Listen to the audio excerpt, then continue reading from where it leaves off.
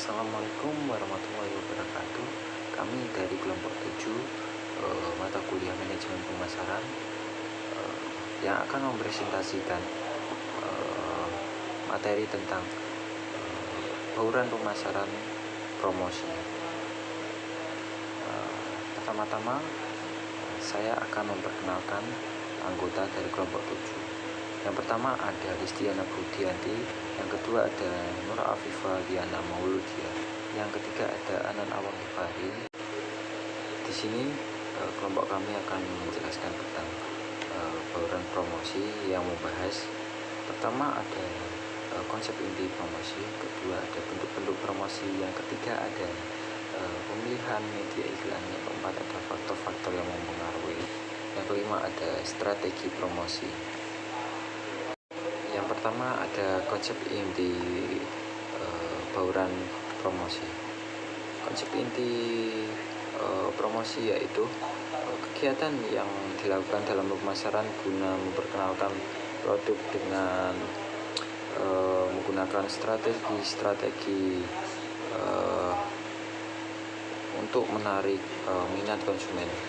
Bauran promosi terdiri dari pameran dagang, in-house promosi, periklanan, public relation, familiarization, signet, dan tampilan.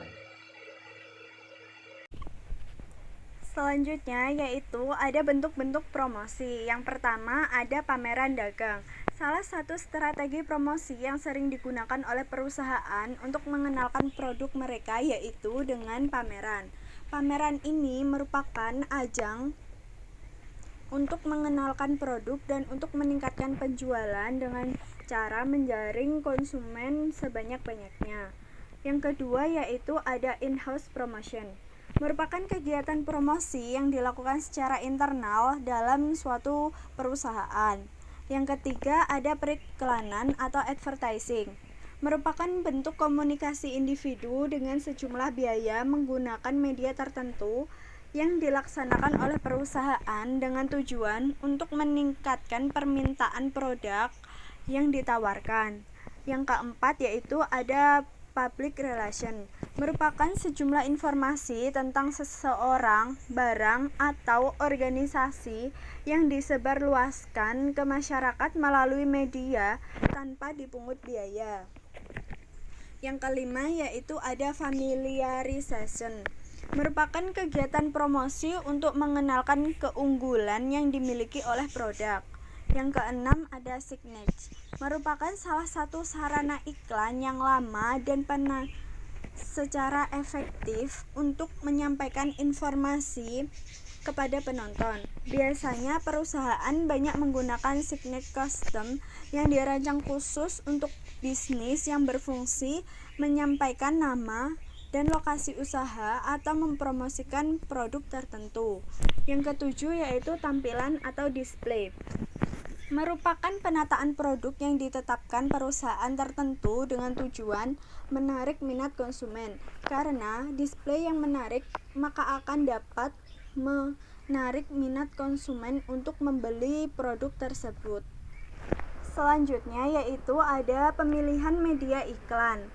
Ada beberapa hal yang menjadi pertimbangan dalam memilih media iklan, antara lain yang pertama yaitu budget.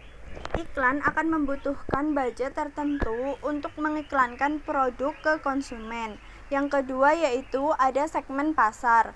Kita tidak bisa menentukan pengiklanan produk tanpa mengetahui target pasar terlebih dahulu. Yang ketiga yaitu ada materi iklan. Dalam hal ini berhubungan dengan media apa yang akan digunakan. Jika materi iklan hanya sebatas teks atau tulisan, maka dapat menggunakan media cetak, baik itu online maupun offline. Yang keempat yaitu ada media online, offline, atau keduanya. Kedua media ini dapat efektif tergantung dari pasar yang ingin dituju. Yang kelima yaitu ada jasa advertisement. Dalam memilih jenis media yang tepat dan efektif, Ada baiknya bekerja sama dengan pihak perusahaan advertisement atau periklanan. Faktor-faktor yang mempengaruhi promosi. Yang pertama, jumlah dana yang digunakan untuk promosi. Jumlah dana yang tersedia merupakan faktor penting yang mempengaruhi promotional mix. Perusahaan yang memiliki dana yang lebih besar, kegiatan promosinya akan lebih efektif jika dibandingkan dengan perusahaan yang hanya mempunyai sumber dana lebih terbatas.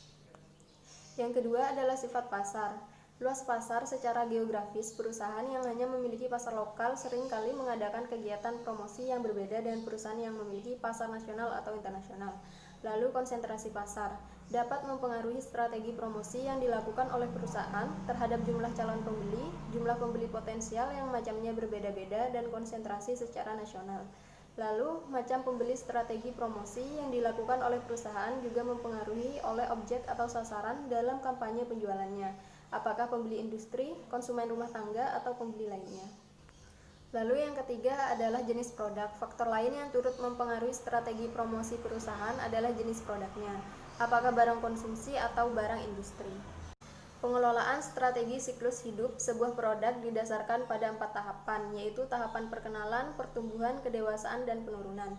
Yang pertama yaitu strategi promosi tahap perkenalan, ada strategi peluncuran cepat, yakni peluncuran produk baru dengan harga tinggi dan level promosi tinggi. Yang kedua, strategi peluncuran lambat, yaitu peluncuran produk baru dengan harga tinggi dan sedikit promosi.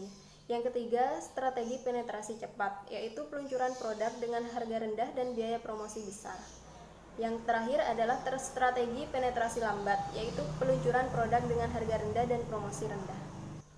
Lalu selanjutnya, strategi promosi tahap pertumbuhan. Sepanjang tahap pertumbuhan, perusahaan dapat menggunakan beberapa strategi untuk mempertahankan pertumbuhan pasar selama mungkin. Salah satu contohnya adalah meningkatkan kualitas produk, menambah ciri-ciri atau fitur-fitur produk, serta memperbaiki modelnya.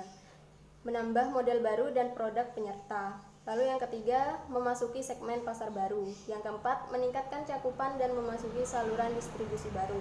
Lalu beralih dari iklan yang membuat orang menyadari produk ke iklan yang membuat orang memilih produk tertentu. Yang terakhir, menurunkan harga untuk menarik lapisan berikutnya yang sensitif terhadap harga. Strategi pemasaran tahap kedewasaan. Terdapat 3 cara bermanfaat yang dapat mengubah jumlah pemakai terhadap suatu merek atau brand, yaitu modifikasi pasar dengan konsep menarik perhatian orang yang bukan pemakai, memasuki segmen pasar baru, dan merebut pelanggan pesaing. Yang kedua, modifikasi produk. Meningkatkan volume penjualan dengan cara memodifikasi karakteristik produk melalui peningkatan mutu produk, peningkatan ciri-ciri atau fitur-fitur produk, dan peningkatan model produk.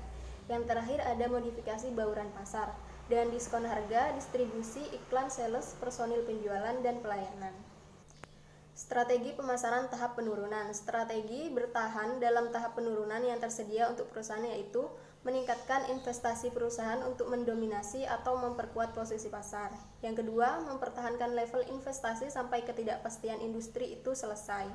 Yang ketiga, mengurangi investasi secara selektif dengan melepas pelanggan yang tidak menguntungkan. Lalu yang keempat, menuai investasi untuk memulihkan kas secepatnya.